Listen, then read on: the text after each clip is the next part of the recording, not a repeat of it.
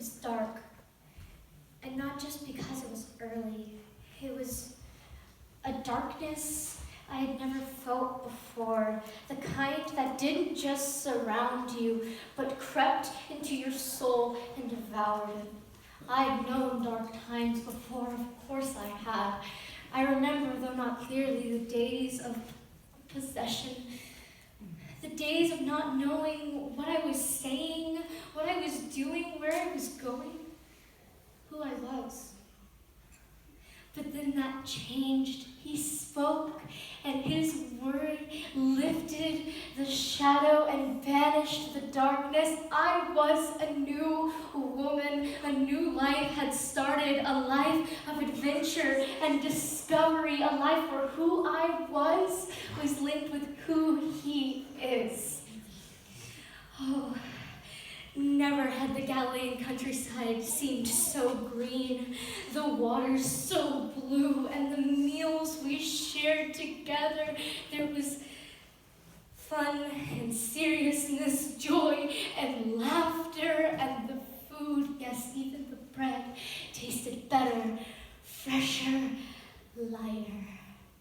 Oh, and he spoke words of power and authority, not always easy words, not always comforting words, but they burned in your heart and your soul, and you knew I would never be the same again. So we came to Jerusalem. You should have seen the crowds. People from Bethsaida to Capernaum, all over Galilee. Crowds singing for joy as he entered the town on a donkey. Hosanna, blessed be the King of Israel. This was big. We knew things were about to change, and change forever. How could they not? We heard him speak, and we were changed. Jerusalem would hear them speak, and they would change. The world would change. We saw no end to what we thought was coming. Then the night fell.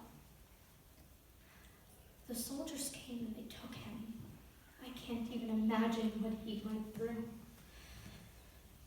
Later, Mary, his mother, and I, and others, we watched, helpless, hopeless, as he was crucified.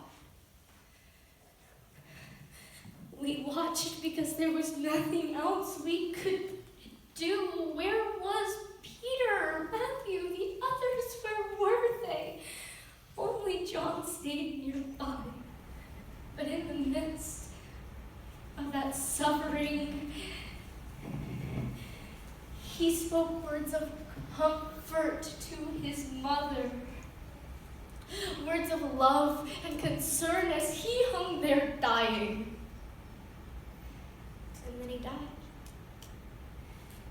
In the darkness, he died.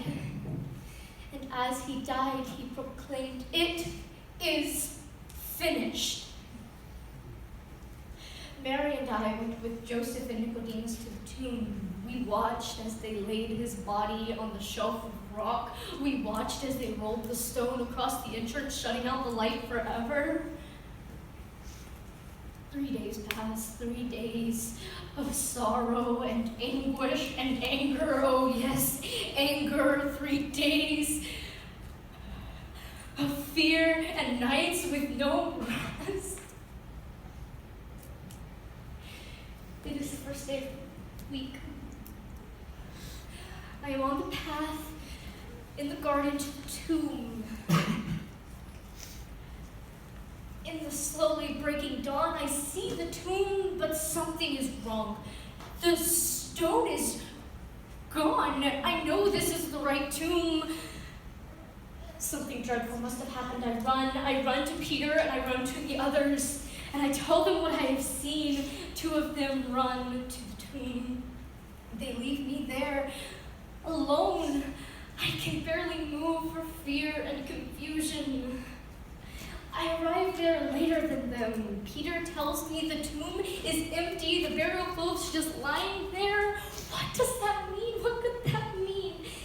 But then he leaves. He leaves the tomb. He goes home. He leaves me.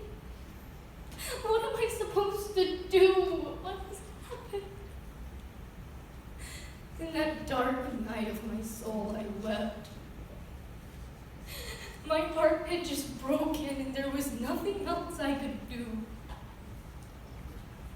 I wept for lost hope and broken dreams. I wept for him, for me. Of course it was for me. Never had I felt so alone. And I looked up. Something drew me to the tomb. I went trembling and looked inside. And there were two men there. They asked me, why am I crying? Why am I crying? My Lord is gone. I don't know where he is. That's why I'm crying. I turn and there's a third man. The gardener, I thought, so I asked. Maybe he's moved Jesus' body, and I asked him, and then he spoke. Never had one word meant so much. He spoke a voice of love and concern. He spoke, Mary. Never had my name meant so much. He said it, and I felt as if my life had a meaning I had never before seen. Mary. And the sun rose in glorious reds and yellows and oranges. It rose in my heart and banished the darkness. He spoke, and I knew this was Jesus, not dead, oh no, more alive than I had ever seen him before, more real than anyone had ever known. This was Jesus, and he was alive. I wanted to sing, I wanted to shout, I wanted to scream. I don't know what I wanted to do. The sheer thrill of the moment overtook me. So I sing, and I proclaim, Jesus is alive.